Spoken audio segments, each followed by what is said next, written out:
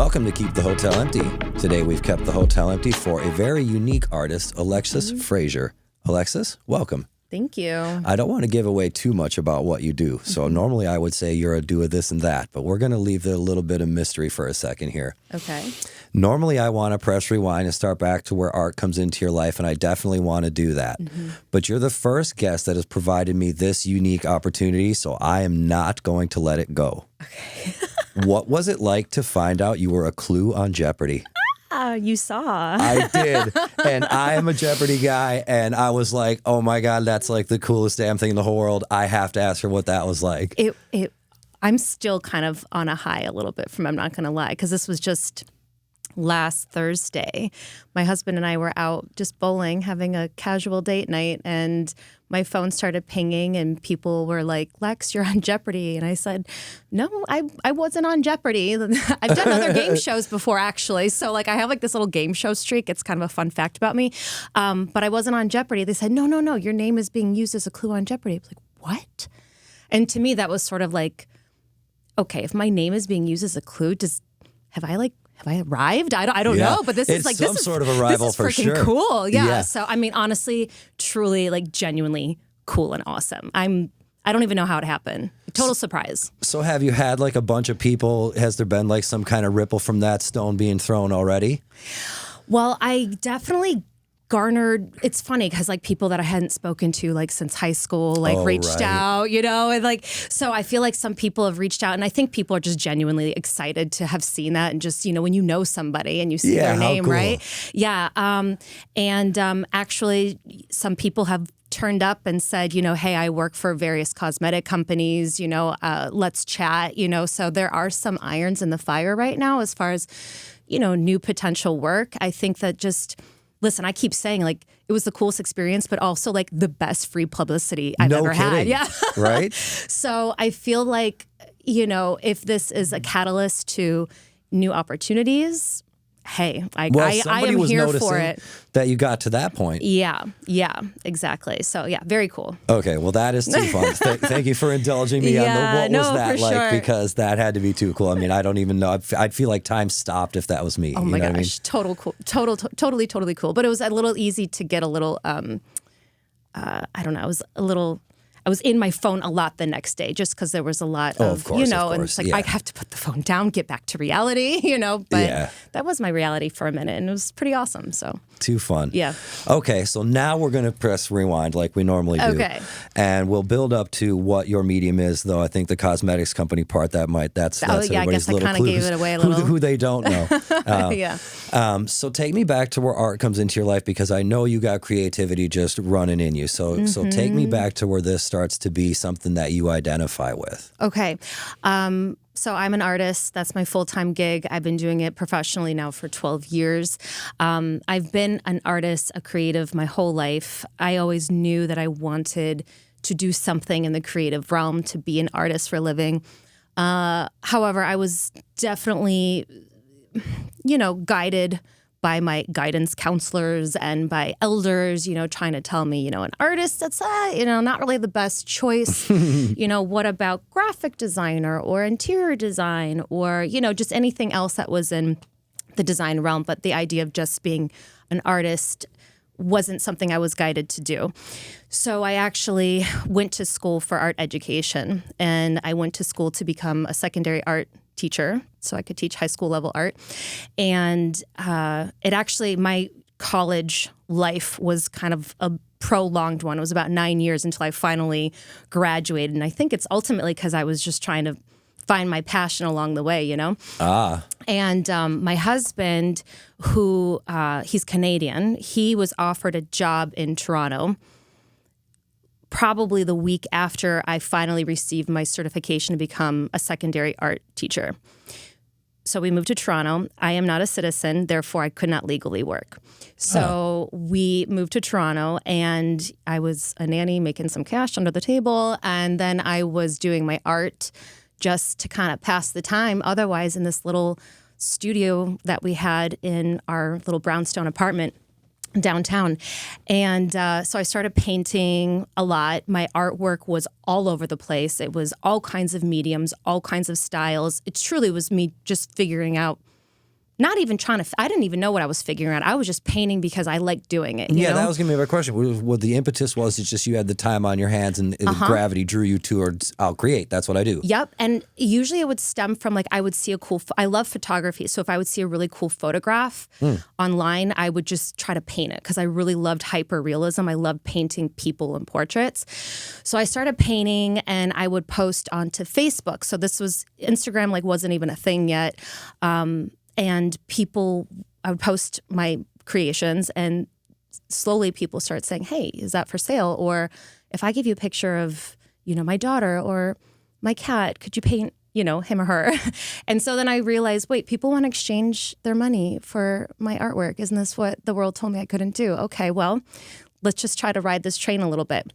So over the course of time, I just continued to paint, but I realized after a while, I'm like, okay, this is kind of cool. I feel like I'm starting to become an artist and this is how I'm bringing in extra money because otherwise I wasn't making much money pulling my weight essentially, right? Right. And, but I realized after a while that when I started trying to enter into art shows, my art was all over the place. Like this looked like an ADD artist with a portfolio that looked like it came from like 25 different artists. So it was about me trying to narrow down my niche. What is it that I love to paint? What do I like to work with? And I think that was part of the discovery of me finding myself as an artist was kind of like, you know, you're a musician, you know, finding your voice, your music, your style, right? And it's good to evolve and to dabble, but essentially like to be able to get people's attention, you kind of have to find a niche, a thing. I was going to say, there is always that. What's your thing? The dichotomy of being able to have artistic freedom, but picking a lane so someone can find you. Exactly. And at the time while I was doing all of this artwork, one type of art that always intrigued me was unconventional art. I loved art that I would see like, you know, an artist would find, you know, recycled bottles on the side of a road and like craft some sculpture out of it. I always thought that was like the coolest type of art was anything that was unconventional. So I started dabbling in unconventional art and I would always try, it was like a challenge I made for myself where I would pick a medium and I would try to make that correlate with my subject. So Kate Middleton was really popular at the time. So, and she was British. So I chose to paint her out of tea. And same with Princess Diana, you know, or this is a really like kind of weird one, but my dog was my baby at the time. So she was a boxer and I did a portrait out of her kibble. Nice. And like, you know, just like things like that, just quirky little. Yeah. I did a painting for a brewery out of beer. I actually even went as far as if you really want to dig deep into the YouTube hole, there's even pictures of me doing like Gene Kelly Singing in the Rain where I'm painting with my feet, like dancing on a canvas. So like I did a lot of crazy stuff, but I was really also trying to, I guess in a way, like it all kind of seemed a little gimmicky, but trying to like get people to notice me and my art. Because I felt like before I wasn't like, I think I wanted this next level of excellence or this next level of like, how am I going to get people to stop and notice? And anyway, so I was into pop art as well. And I just had this thought on the way. It was a road trip from Canada to Florida, actually. That's a heck of a road trip. Yeah, it was. And I had this light bulb moment. I was like, what if I painted Marilyn Monroe and I painted her out of lipstick? And I didn't just stop there. I was like, just out of nowhere, that thought? It was true. Because I was always thinking, okay, you know, who can I paint next? And how can I make this, you know? So I was always thinking and writing down ideas.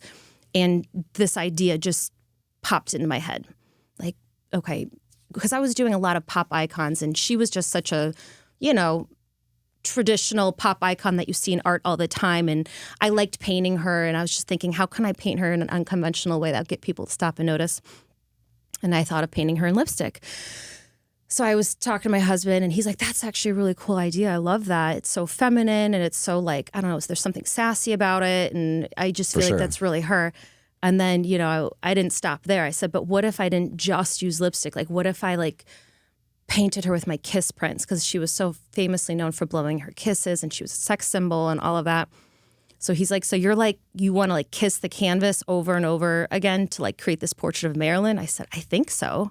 I think that'd be really cool and we should post it onto YouTube. And he was like, all right, let's do it when we get back home. So we went back home and I unrolled this huge canvas. It was about 5 feet by 7 feet, I would say. And we plastered it on our dining room wall. And I bought all of the cheapest lipstick that I could garner at Walgreens or whatever drugstore I could. And I just started creating this portrait of her out of lipstick and my actual physical kiss prints. And he filmed the whole thing. Again, if you want to dive really deep into YouTube, you can find it's a very cringy video. But it's the first thing that I ever did that like got a really big response. So there were people that were like, this is the coolest thing I've ever seen. And then there were people like, this isn't real art. This is just a gimmick. So it was sort of like you're getting like, you're ruffling people's feathers too a little bit with it, right? Anyway, that's where the seed of painting with cosmetics started. So from there, it was an evolution. I started painting with lipstick and really started to hone in on what it meant to paint with lipstick. So I was doing a lot of female portraiture, a lot of female pop icons. I pulled in the idea, because I was using my kiss prints a lot, so I pulled in the idea of like, spreading love and just positivity and beauty. So then, eventually my name is Alexis. Everyone calls me Lex for short. It's not the most clever name, but Lipstick Lex just... I was going to say, it rolls. It rolls. People don't forget it. I think there's... and it just stuck ever since then. And so that's what I'm known for, is painting with lipstick. And now it's unraveled into all cosmetics. So I don't just stop at lipstick. And I also don't hinder myself from painting with traditional materials either, because there was a while where I was like exclusively lipstick, but it was also very limiting. Yeah, right. Well, the pendulum's always got to swing a little bit in the artistic journey. Yeah, exactly. So it seems like one of the recurring themes in your journey here is hitting points where you need to narrow things down, whether or not it's a 9-year school journey or just being in this apartment and making all these different types of art and trying to get to the point where finding what resonates with you is something you can really go on, and or opening your mind to the point where the Marilyn Monroe thing comes. Sure. Talk to me a little bit about what it feels like when you're in the middle of that river. Like in the middle of like that, like when you don't know what you're going to do and you don't have a direct path and you're in year 4.5 and you don't even know that there's another 4.5 in front of you. Thank you for sticking with us. We hope you're enjoying the episode. We'd like to take this time to talk to our sponsor for this week, Tony Barrett from Barrett Realty. Thank you, brother. I really appreciate you having us on the show. Barrett Realty has been in business for 20 years, and we are a boutique real estate company. And I look forward to servicing our community with people that want to buy and sell property. I think it's very important that we're out there advocating for personal property rights.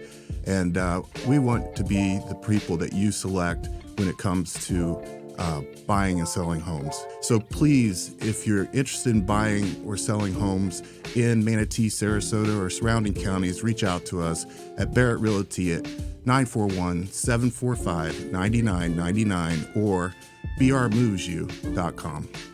Again, we'd like to send a big thanks out to Tony Barrett, Barrett Realty, for sponsoring this episode and being an awesome part of this community. Please enjoy the rest. I hate it. Like, it's not a good... Honestly, I've had so much self-doubt in so many times where I'm like, what am I doing? This is stupid. How am I going to keep doing this? Come on. It's really hard, honestly, to get through because there's no direct roadmap. And like where I want to go in my art journey and my art career is something big. And so I feel like there's not really been a painted roadmap for what that looks like. It's kind of like I'm genuinely figuring it out as I go. And my evolution and the steps that I take, it's sort of like I have to allow the ebbs and the flows, right? Because there's going to be times where, I have this inspiration, or there might be an opportunity or a collaboration, and it gives me something to work for and work towards. And then like I'll hit a dry spell, and it's like writer's block, right? I have no idea what to paint. I have no motivation or inspiration. And sometimes I just have to allow myself to sit in that nothingness for a little while to be able to have something reignite. And it will come out of the blue. So it could be, a song that I hear. It could be an image, something that could be trending. I don't know. It could just, anything could ignite it.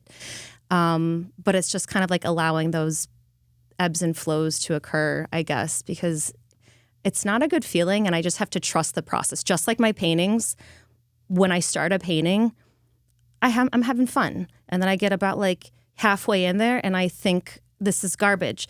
And then you just have to keep pushing and going through. And then you're like, okay, I think I got this. And then towards the end, it's like, all right, this is awesome. So it's almost like trusting the process of a painting coming from start to finish. It's the same thing with my journey.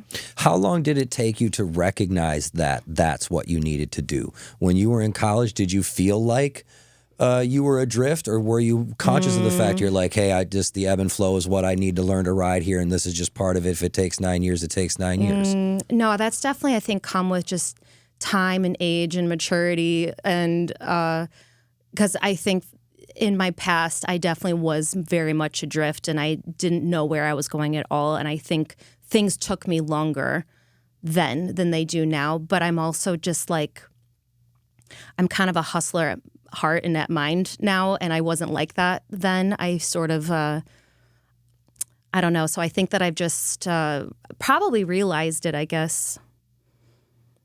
I would say probably it was actually kind of coming out of COVID, so out of 2020. So that was when I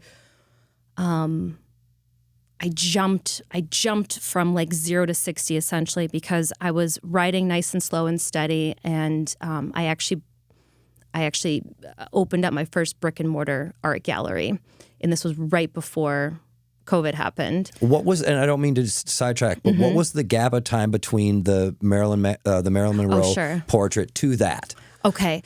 Oh gosh, that would have been, okay, so Marilyn Monroe portrait, that very first thing was in 2012. Okay, so there was a road in between there. Oh yeah, so 2012, and then we didn't move to Sarasota until 2017. So I was like dabbling, slowly evolving, dabbling. I was also having my 2 babies and being a mom and all that stuff. So things were definitely slow. I did not have, a hustler kind of mentality. It was just more or less me, kind of riding the wave, but really very unclear and certain. I didn't know that even lipstick is the route I was going to go. Because even when I started doing the lipstick journey, I actually had 2 accounts for everything. So I had a Facebook and an Instagram for, Alexis Fraser art. And then I started one for Lipstick Lex, because I couldn't choose. I didn't know what path I was going to take. Okay. So at first there was a little dichotomy between the two. Yes. And when we moved to Sarasota in 2017, that's when I took the Lipstick Lex. I'm like, all right, I'm not even using the other social media anymore. I'm going full in. I'm going to do this thing. And when I really took the leap and decided this is what I was going to do, really cool shit started happening. So I started getting opportunities from cosmetic companies for partnerships. I was flown to Tokyo and Europe for different, exhibitions and live art performances and things like that. So people started noticing. So I think I was kind of like riding this wave of like, oh yeah, I'm doing great. The next best thing is I should probably have my own gallery. It seems like the bright and shiny thing to do. And so I leapt into it a little bit too quickly. And actually it's where Project Coffee is in the Rosemary District. That was my art gallery. So this was huge space. It was like over 2,500 square feet. Right. And it was going to be used as not just a place for me to make and create and display my artwork, but we were going to use it as a venue. And then when all events shut down, that business plan kind of like went out the window. So we gave it a good, a year and a half in that space. And after that, I had to do a lot of self-reflection after that, because business wasn't the same as it wasn't for everybody. Had to pivot, right? Exactly, yeah. So I would say like that's kind of about the time that I really had to take a step back. And is that kind of, I'm trying to retrace what your question was now. We're filling in the gaps. No, because I'm just kind of curious how we get there. So I always wonder when you have those moments, and for you it sounds like when you first start to travel doing this and some of these things that you weren't expecting, not that you really are one to have a ton of expectations, but things you weren't expecting started to happen. Did that feel really surreal, or did it feel like you were putting on shoes that fit? A little bit of both. I felt like there was a part of it that felt very like, yes, this feels right. And then there's also like that imposter syndrome, where it's like, why do I get to do this? Like, who am I to have this, experience so yes, a little bit. And I still struggle with that, because I think that, I don't know. I mean, I didn't really come from a type of background where I saw people really succeeding at things, I guess. And, my parents both worked very, very hard, and, always gave us the best upbringing that they could. And I had a great childhood and all that, but I never was really like led by example as far as like what true success looks like. And so I think it's sort of like this deeply rooted unconditioning that I've had to do to sort of like find that sense of worthiness behind like having and being granted awesome opportunities, but it's for awesome work that I'm doing. That's maybe a modest Midwest DNA. Oh, there it is. Yep. Yeah. There it is. Yeah. I can relate to that a little bit. Yeah. Absolutely. Yeah, that's really interesting. So when these things start to happen and you start to get recognized, you mentioned the imposter syndrome thing. Do you think that some of that, and I find it interesting that you say that still happens to you now, because most people say that that's something they never shake. Do you think that that's something that's just rooted in the subjective nature of art, and whether once you have the gall to stick your neck out there and in this case literally kiss the canvas, you're putting yourself in the position where someone's going to tell you it's awesome and someone's going to tell you it's a gimmick. You said the gimmick word, and I want to cycle back to that, because I think a lot of people that want to try something outside the box, for lack of a better way of putting it, they face that kind of mental cognitive dissonance. Totally. I'm afraid of looking stupid all the time. Like I there's been so many times where, and my husband's really, really polar opposite. He just doesn't give to what's about what people think about him. And so that's actually been useful to me, because he'll remind me, like, who cares? It doesn't matter. Who cares what they just do it. And he's always been encouraging of me to try these things and to do these things. And there's definitely that always going on in the back of my mind, but I am getting a lot better about it. And I'm very aware of when those thoughts start trying to seep in and get the better of me. And I'm really good at pushing them away now and just doing the thing. So it's, it's just in our human nature a little bit, and I think it's this like fight or flight in a way, because it's just like I think some of us just so badly want that acceptance, and we just want to be liked by everybody. And I grew up also wanting approval from my teachers, from my parents. Like I was always a goody-goody, and so I think that's a part of it too, is just like never wanting to ruffle anyone's feathers and not wanting to stir the pot and wanting to do, what will make people proud.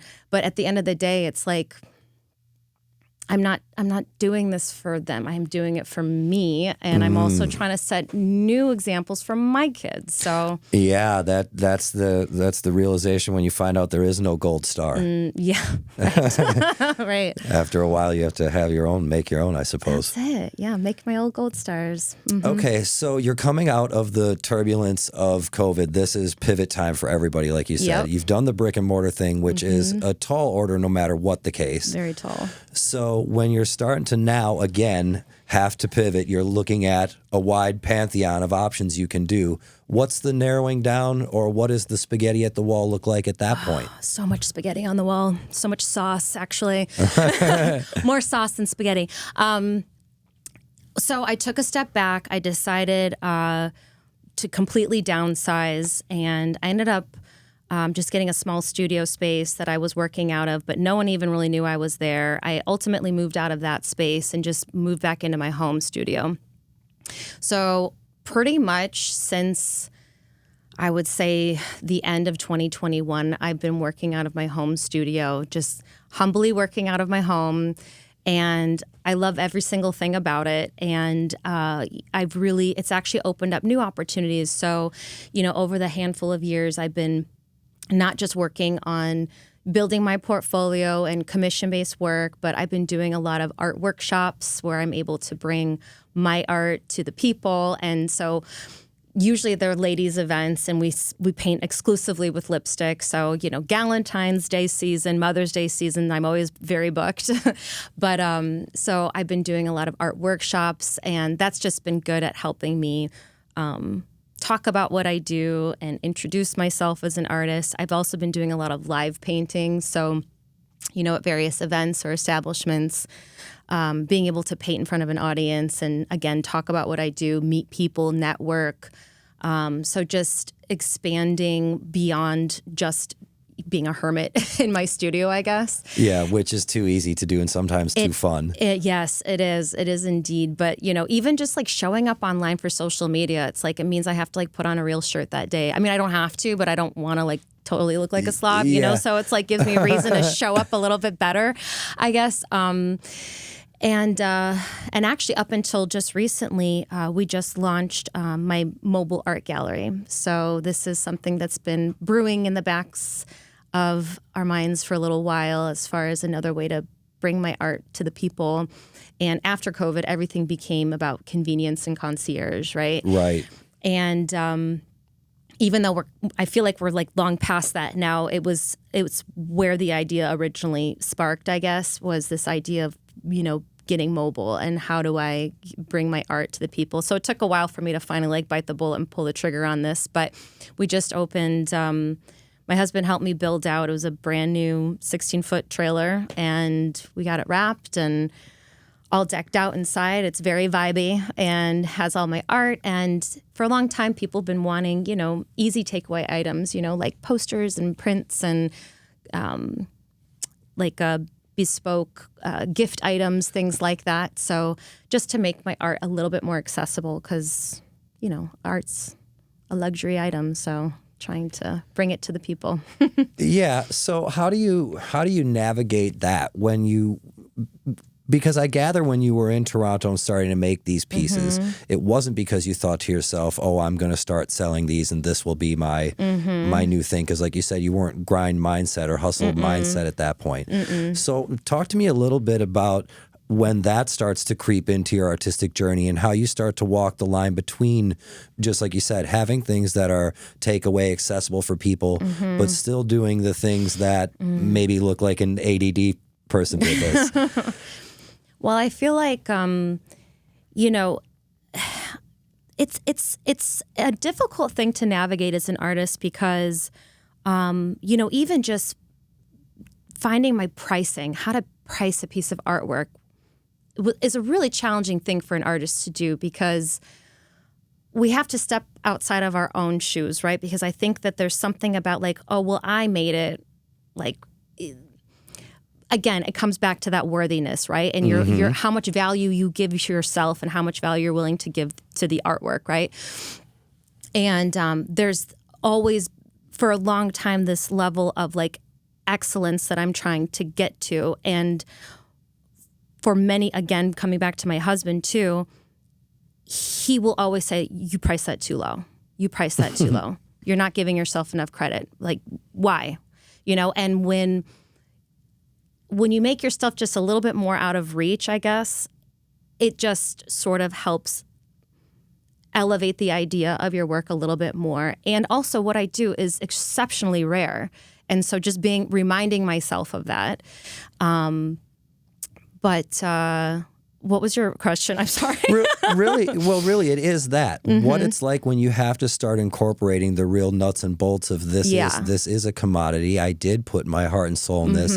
I can't necessarily price this on what it took to make it. Right. It took me tapping into the ethos to make this, you know. Yeah. So and the years to like perfect the craft too, right? It's an unusual craft too, right? So it's like not just about, and one of my least favorite questions I'm asked is, well, how long did that take? It's like, it doesn't freaking matter how long it took. I'm actually very fast at painting now, but that shouldn't matter. Well, right? It took me 45 years. Yeah, exactly, right? Like, how long have I been here? Yeah. That is kind of a strange question, you know. But, well, and that's one of the things, and actually this was one of the questions I was going to wait to ask you at the end, but we're at a poignant point to ask it now. What is one of the things you would like to try to tell people about what it's like to be an artist? Because I think that question of how long did it take you to make this is because there is a fundamental divide between people who create things and people who see it and can enjoy it and have all those things, but they still have the thought of how long did it take to make it? You know, it's still that tangible thing. And I get that. I get that. And I think that that's a very, I understand the question. I understand where I know it's just a friendly question. They're just genuinely curious. And I get that.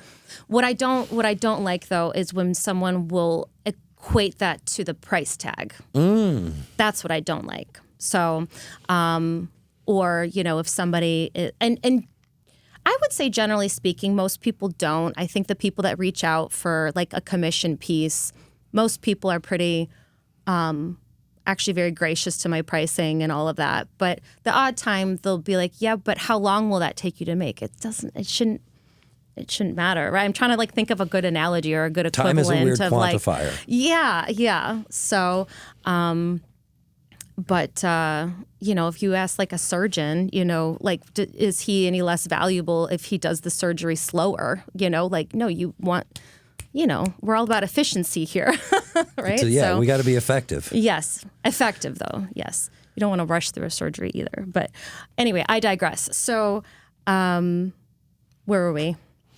Well, apologies. One of the things about explaining kind of what it's like to be on the other side of the fence, and this was kind of the question. This is kind of the operative bit of it for me. You've said twice the excellence that you strive for. Well, that's a whole other thing to unpack unto itself. Yeah. But most people know or are familiar with artists can be their own worst critics. Yeah. It's a gift and a curse, whatever. Even when you have an excellence that you want to pursue and you're willing to put forth the effort to pursue it, how do you quantify that that's what's happening along the way? How do you be able to say to yourself at the end of the day, I'm getting closer to my excellence? What does it for you? Well, every day I try to take small right actions in the right direction. So as long as like I have my goals, and as long as every day I'm doing at least one thing to get myself closer to that goal, and sometimes I have to reflect. I love, you know how our phones will give us like flashbacks of what you did a year ago. I love when things like that happen, when those pop up, because sometimes you don't realize the strides you're making because you're in your own life, right? And to you, it's just another day. You're trying to get through another day. But the compound effect of taking those small right actions every single day do lead to monumental moves.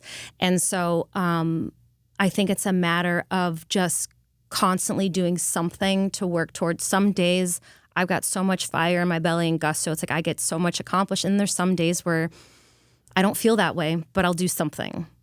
Even if it's, you know, responding to those emails that I've been meaning to get back to, or maybe it's reaching out to somebody on LinkedIn that I've been meaning to connect with, you know, for a potential opportunity. It takes 5 minutes of my time, you know. So just constantly working towards that to be able to see that progress is being made, because it is hard sometimes to see when you're sitting in your own seat, you know, right, what you've done. And other people will remind you too. Oh my gosh, but you know, because in another person's eyes, they've seen, it's like seeing like a child growing up, right? So it's like when it's your child, you don't realize how much they've grown. But when, you know, the grandparents or whatever haven't seen them, you know, in 6 months, they see the progress, right? And they see the growth, right? And so people other people are really good at reminding me of that too. But yeah, just to be an artist and to be one that wants to excel at what you do, it's really a matter of like staying in that creative brain, but also having you got to have the motivation to just keep going and keep trying and keep evolving. I don't know. So when you go to make new pieces now, do you reflect on where you've come, or do you take everything as this is a new piece? I don't reference my old work. I think everything kind of stems from the last one, to be honest. It's always like, it's like a ripple effect, I would say. So unless I'm really trying to just change it up, entirely, I feel like if you look at my work, it's such an interesting progression, and you can see the progression. You can see how, like, just if you look at, and it's just the style of the artwork, right? You can see where it started and how it's evolved in style and color and technique. And I feel like it's all being like it's like a chain effect, right? It's all kind of like chained and linked to the next one. And every once in a while, I'll like to throw, I guess, myself and people through a loop and try out something completely new and different. And that might help stir up something new. But otherwise, it seems to just sort of be like this chain reaction, I guess, if that answers your question. Yeah. And do you see, like, I guess, once you're conscious of that fact, do you see where you're at, and do you think to yourself, okay, I see what bits of this I'm going to take with me. I see what link in the chain I am right now. Or is this always a hindsight's 20/20 thing? Interesting. Well, I think that sometimes I have an idea of what I might want to bring to the table, but maybe it didn't exactly give me the results that I wanted, whether that was creatively or, I definitely get like, I hate, my husband's always telling me, don't worry about what people think. But when people really like something that I've done, it's hard not to ride on those coattails a little bit and keep kind of following that trail and that path a little bit. Because while I am an artist, I'm a creative, and yes, the right thing for me to say out loud is like, I'm doing it all for myself and for my soul. But I am a business person as well, and I want to do what lights people up and what brings them joy. And so, when I start to discover what that is, it's like I want to keep producing more and more of that. Well, I think you kind of said the two magic words kind of back to back with one another, business and joy. Though that's kind of what I was asking a bit about before, and I kind of want to touch on that again. How do you navigate that? Because you said I'm an artist and all this, but I'm also a business person too. What was it like at the moment when you had to accept that? Because I think really what I was asking before, that's the operative bit, because for every artist to sustain and continue to create and provide things that will bring people joy, you have to do some business. Yes, you do. And that's always been the weak link for me, is the business side of things. I didn't go to school for business. I did not grow up with business-minded parents. Everything that I've learned, I am an audiobook, podcast, seminar junkie. I have learned everything from the internet, and I'm still learning all the time, And I think that I think it was, I want to say it was, I'm trying to remember, it was, I don't know if you're familiar with her, Sophia Amoruso. She's like this, I don't know how it even like ended up on my audio. Oh, I know what it was. So she had this Netflix special. So she she came up with the brand. It's called Nasty Gal. And anyway, it's like this clothing. It all started with her like selling vintage clothes on eBay. Anyway, she had this Netflix special coming out about like her story. And for some reason I caught this like Netflix thing, and I'm like, who is this woman? I kind of want to know more about her. Well, it turns out she had an audiobook. It was the first audiobook that I had listened to. And that very first audiobook that I had listened to was this business meets joy, essentially, because this was her passion, right? Where she was taking these vintage clothes and she was turning them around and making money and turned it into this huge billion-dollar brand.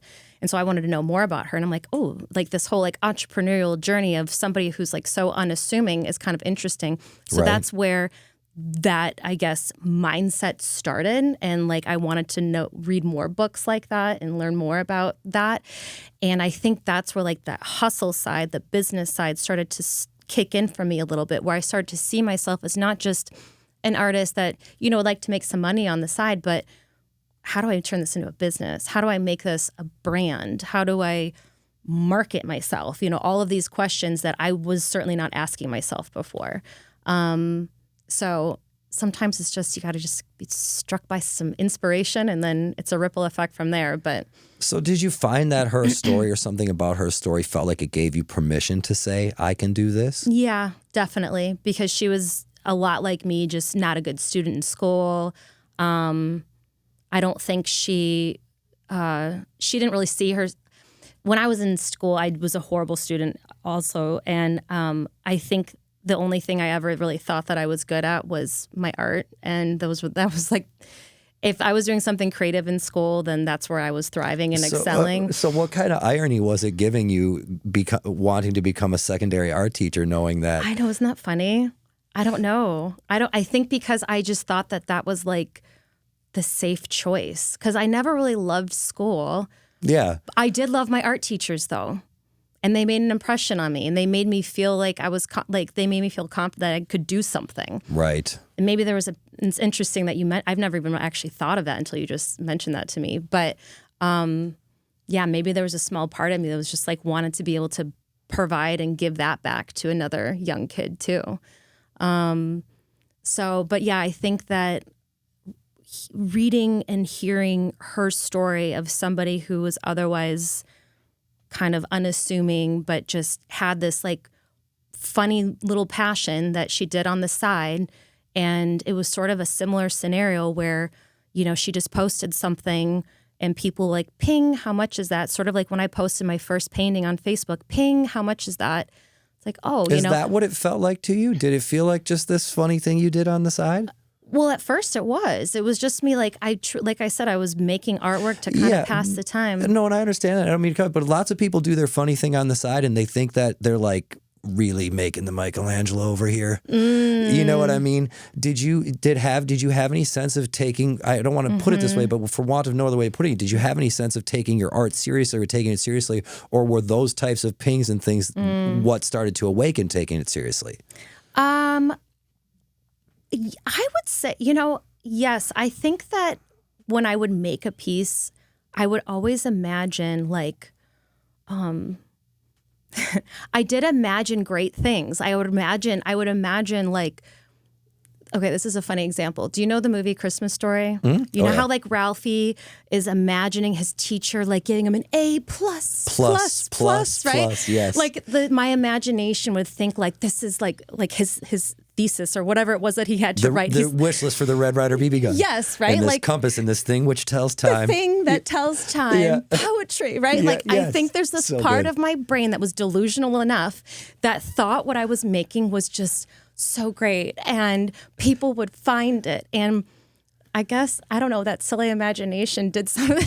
you know? That's imparting the passion into it. Maybe, I believe yeah. I believe that carries. That's my own personal thing. Yeah. Okay, so then once you start to take it seriously and you're like, oh my God, I can sell these things, and you start to have somewhat of a template of a hustle that you can do and feel, I don't know, morally cool with it, or that's not going to corrupt your art so much.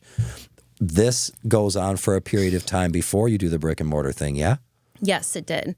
It went on for a period of time. So we moved here in 2017. I had just had my son. I was working out of my little at-home studio, and I think, because it was between that time and 2020 that the cool stuff started happening. So, and it wasn't just the exhibitions, you know, here, there, and all around, and, you know, these cool opportunities, but it was just like, I was invited to be like a guest on TV shows and things like that. And I think it was all of that. Like, I don't know if maybe it went to my head a little bit, honestly, because I thought that I'm like, all right, I think I'm on the rise, you know, but it was between that and 2020 when I opened the gallery that I think I felt like this was the next thing I'm supposed to do, right? It felt like, I don't know, the bright, shiny thing. And I wanted to have that, I think, to maybe help prove to myself that it was all worthy and worth it. And while the brick and mortar wasn't successful financially the way that I was hoping, it absolutely put me on the map in this town, though.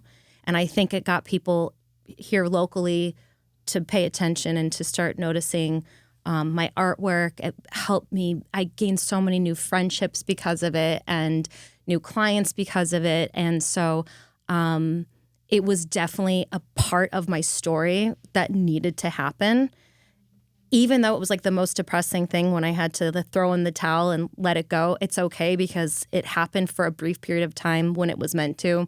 And then it gave me time to kind of like pull back the reins a little bit, reassess myself, my own journey, my artwork. And, you know, right now, the way that I'm creating too is so much more in alignment than how I was creating back then. So when I was creating back then, we're going to go back to the kiss prints really quick. I was telling you that I used to kiss on the canvas, okay? Yep. I was like solely kissing the canvas. So if you go back to my artwork, it was like kiss print pointillism, if you know what pointillism is. I don't. Okay, you know when artwork is made with like a bunch of dots? Oh, yeah. Think of that, but kiss prints. Okay, gotcha. Okay, so like my face was over it, if you can imagine. Yeah, I can. Yes. I was actually wondering that before. It was very laborious. It was so and I got to a point where I was like resentful of my work a little bit. And I feel like I got so trapped in this, I'm going to use the word gimmick again, I kept doing it because this is what the people wanted. I was going to say it became an expectation. Or I thought that it became or I thought this is what people wanted. So I just kept doing it. And it would get to the point where if somebody would commission something, I'd be dreading it. It's like, okay, I took the joy out of my work, right? Yes. And that was another reason I'm actually glad that the gallery didn't work out because it made me stop, reassess. My husband, once again, coming to my rescue. He's like, Lex, you write your own rules.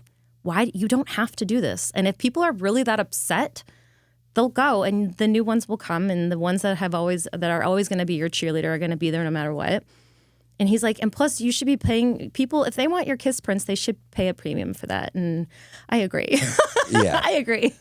Yeah. So, but the kiss print is still the symbol and it's the signature on every piece that I create. So, but yeah. But wild. Well, that's one of those things. I guess it's important to, and I hate to use the F word, failure. But in hindsight, did you feel when you were having to part company with the brick and mortar dream? How long did it take you? Because I can't imagine you didn't have failure feeling. Oh, for sure. Having been through that myself, I can relate there. What was the little space like in between until you started to be able to see this as the gift you can describe it now, when you can say this failure actually provided me the space to learn what turned out to be a really valuable lesson, in this case, that I'm not going to kiss these myself silly. You know? Oh gosh. You know, longer than I want to say. I want to say honestly, I was in a funk for a little while. I was still showing up. I was still showing face. I was still on social media. I was still producing artwork. But it took me a while to kind of come down from the brick and mortar, and it took a while for me to come down from the expectation of needing to put my physical kiss print into everything that I did. So I would say it probably was a good at least 2 years for me to kind of pull back. And as I started to pull back, I started to weave in new ways of creating. I started to, actually my brother-in-law, he had hired me to do this custom piece for him and his wife. They live in Chicago. And they really just wanted an oil painting. I hadn't touched oil paints since like I was fresh out of art school, I guess. I mean, it had been a long time since I had used, because I had been using lipstick for so long. And he's like, can you do it with oil paint? And at first it was just part of me that was just like, he doesn't respect the lipstick, I guess. But fine, you don't want me to kiss it, I won't. Right? But he got me working with oils again, and the oil paints were like heaven to work with. And I'm like, why am I not working with oil paint? And so I started to weave in traditional materials with the unconventional. So, you know, right now my artwork is mixed media, I call it. So it is oil, it's acrylic, it's lipstick, it's other cosmetics as well. So it's just, and it's sort of like, I like having the cosmetics still in there though, because it's still like that feminine touch. It's still the roots of like where Lipstick Lex came from. And it's a conversation piece, you know, for the artwork as well. And at some point, I guess it's a little bit of a happy medium of meeting some people who expect to see that, but yet being able to. Yeah, exactly. And it still sets it apart, and it makes it a little bit different and an element of intrigue. It's like, oh, is that oil paint, or do you think she did that with lipstick? You know, you don't really know. So, you know, I think my stuff definitely stood out more when I was 100% lipstick and I was doing the kisses. Like, let me tell you, that stuff, like, that got hits, you know, on social media. But my joy levels were down. Well, if you stood on your head and painted with your toes, the same thing would happen. So did that keep you up at night? Or were you just like, hey, I found my thing, this is it? Or really it's now having found the happy medium that is the coup de grace of this? Yeah, I mean, finding the happy medium, I think, has definitely... I can tell that I'm back into my joy again because my work is better, my production is better, the opportunities coming in are better, you know, and I think that when you're not authentic in what you're doing, like it just, people sense it or something. I don't know. And it comes shows, across somehow. It comes across and it shows through my work. Exactly. Yeah. So that was actually going to lead me to the question I wanted to ask you. Now that you've gotten to the point where you've had a pretty good smattering of artistic journey from, I think I'm going to be a teacher, to now I've got the happy medium between cosmetics and normal painting and things. At what point do you say to yourself, like, I'm here now, I don't have any expectation to meet? It's like really being in the present, isn't it? Yeah. How do you, because you've got so much to draw on now, it'd be so easy to say, oh, if I do this or if I do that, but when I did this, but when I do that. How have you now been able to give yourself the creative freedom, you know, to get from the one oil painting to getting this mixed media thing where you found the happy medium? Well, I think that it's, you know, how I was talking about like that chain effect, right? So I feel like that oil painting that I was commissioned to do, even though that was 100% oil paint, you know, it started to trickle its way back into my other work that I was creating. And through evolution, you know, it's sort of like, I don't know, a songwriter or a musician, right? You know, no album is exactly the same one to the next, right? I think we're all meant to evolve. And like right now, I feel like I'm at a good point, but I don't know if it's going to stay this way, you know, a year from now. I might be, who knows how I'll be creating a year from now. I don't really want to like hold myself to any particular set standard, I guess, because I think there's always room to continue to grow and evolve and right in that creative nature. Yeah, and then this takes me to the operative bit. There's always room to grow and evolve, but it seems like those things you have to be, and I don't mean this in the state of like a comfort zone, but you have to be able to create comfortably to spread your wings a little bit. Yeah. So now that you've had all this time to draw on, what do you think are the things that help have you be in a comfortable space to create? Looking back on it, what are your best times of creation? I feel like my best times of creation are the times where I'm actually going outside of my comfort zone a little bit. So I've always had this level of comfort, and I'm pretty much, I would say, in the scope of that on every piece that I create. But I would say almost all of my pieces, there's going to be some element of something a little bit different or new, taking me out of that comfort zone. And when I achieve it, there's a great sense of like, I don't know, thrill, I guess, to that.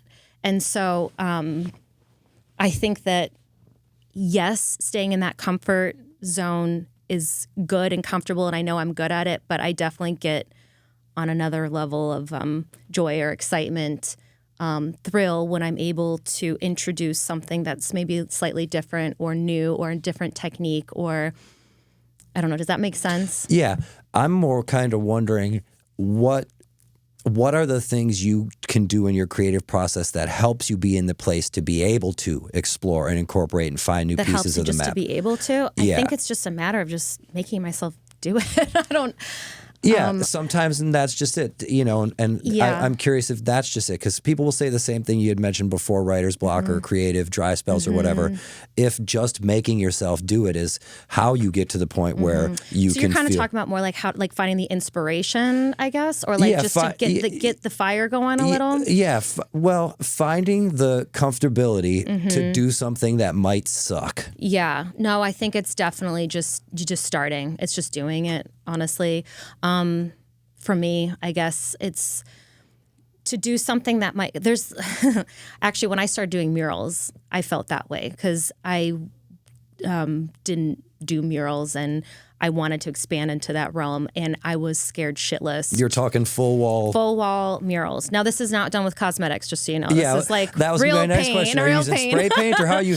Because cosmetics, you're going to be there for a year or two, huh? Yeah, oh, yeah, and I can't promise the longevity of it either on an exterior wall.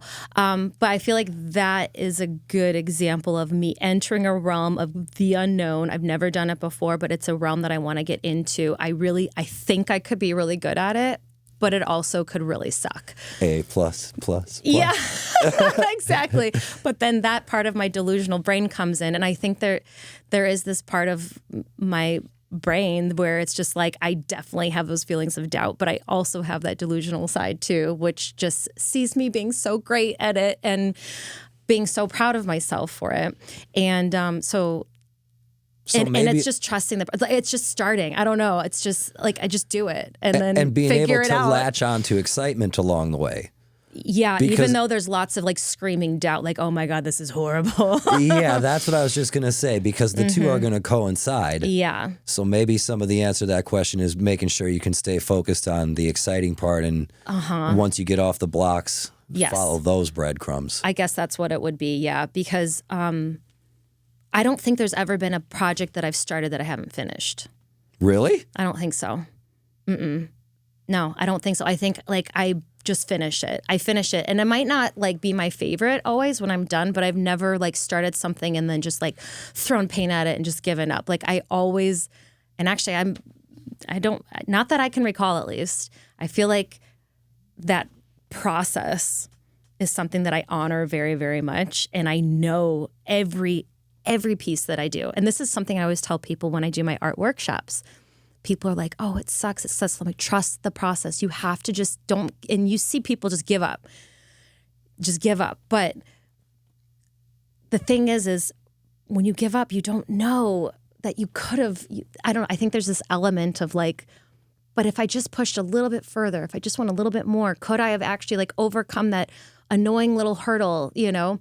And it's problem solving along the way. And it's just kind of, trusting the process, I guess. But, and yeah, so I think that it just kind of carries me through and it keeps proving to myself that I can do more than I thought I could initially. And it brings out new methods and ways of painting that I didn't see myself doing before. And, yeah.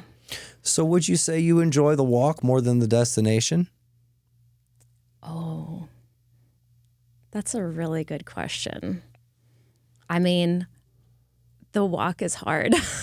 But it seems like you like the hard. Maybe I do like the hard. Wow, that's a very good question to ask. I mean, the destination is what I'm always going for, but I don't know if my goalposts are always going to keep moving either. Well, you know?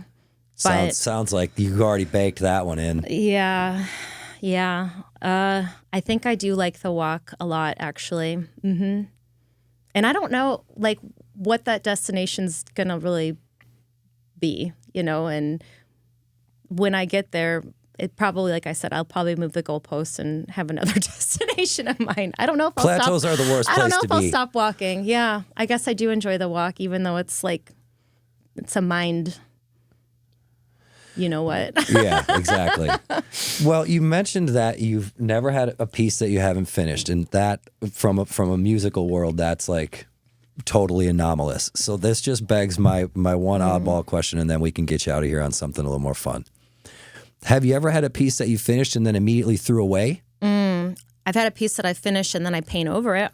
Yeah. Like I'll start, like I'll just, like it, I'll declare it as done. And if it sits around for too long and no one buys it and I still don't care for it, then I'll paint over it. Okay. That's, well, then that begs question part 2. Okay. How do you know when one of your pieces is done when it's not a piece that has it like a portrait or an obvious finite when it's done? The stuff that you just set out on the expansive road, how do you decide done? It's so weird. People, I don't really know how to even like describe it because I've been asked this question before. And I think it's just, it's like, I don't know. It's like, I'm going to do another movie reference. You know, like when Forrest Gump just decides he's just done running. Yeah. Yeah. I think it's just like, it's not screaming at me to keep going anymore. And I just look at it and I'm satisfied. So it's Sign being it in off. tune to it. Yeah, I think so. I think nothing left is really screaming at me to keep going. And so I just decide to sign it and be done. Have you ever looked back? I mean, it's hard for me I'm not to done now. liken it to music. I mean, I've looked back at records I've done or things I've been a part of, and it's like, oh, we should have done X, Y. The kick drum should have been louder. Do you do that to your stuff? Do you look back to your stuff and say, oh, my kick drum, so to speak, should have been louder, and then next time I will do that. I will do that. So I'll declare a piece is done, and then let's say I sign it and I seal it and I deliver it, and then let's say I'm like sitting in that person's living room later and I'm like analyzing. It's like I'll never say things out loud, but like I see something that I could have adjusted that. I could have spent maybe more time on that area or whatever. Yes. 1,000%. well, that's lining up to enjoy the walk even more. Yeah, true. Mm-hmm. Very cool. Well, we're going to get you out here on something fun, something easy. Okay. I'm not going to wait for you to move the goalposts. I'm sure your goalposts are already moving. Yeah. What is the golden carrot piece if you could make it right now? Is it a big mural? Is it like the ultimate lipstick piece to end them all? One lipstick to rule them all? What's your magical piece if you could create it now or start working on it now? Well, I'm working on it right now, actually. Oh, great. Even better. I'm working on it right now. I'm not saying this is going to be the end all be all and then I'm retiring, but No. It's should I say what it is, I guess? It's entirely up to you. Well, I guess let's might as well because we're going to be posting it. So right now I am working on a portrait of Drew Barrymore with her entire cosmetic line. Oh, cool. I really want my art to be in front of her. I really feel like there's a lot of synergy. I don't know her personally, obviously, but Right. I would love nothing more than her endorsement. And I feel that if I just, and I could be wrong, but I feel that an endorsement from someone like her could really take my work to the next level, get my work in front of maybe a more elite demographic, a crowd, different parts of the world. I don't know. I was going to say a broader map exactly. At any rate. And it's important to me that, you know, when I decide to do pop icons and portraits, I like to do people that like I line with in some, you know, way. It's not just about creating somebody because they're a celebrity. Right. But those celebrity, you know, feelers that they can put out there are not a bad thing either. So right now, that's a goal that I'm working on. I've been saying for many years, I'm going to meet her one day. She and I are going to be such good friends. I'm going to meet her one day. But we'll see. So that's a little goal I'm working on. I was going to say, just getting it going, just getting started. Yeah. Well, I think that's really valuable insight. Well, Alexis, I can't thank you enough for taking your time to come down and share. you. I'm really grateful, and I know you provide people out there a lot of really good inspiration and insight. You get two ins. Yay. And you're Kay the family, so whenever you got something going on, we would love to have you back. Thank you. If we're going to do a major mobile gallery throwdown, we would love to have you and help out in any way. So. I appreciate it so much. Thank you. Thank you. All right. Appreciate it. Oh, reach over to the mic here. Yeah. Cool.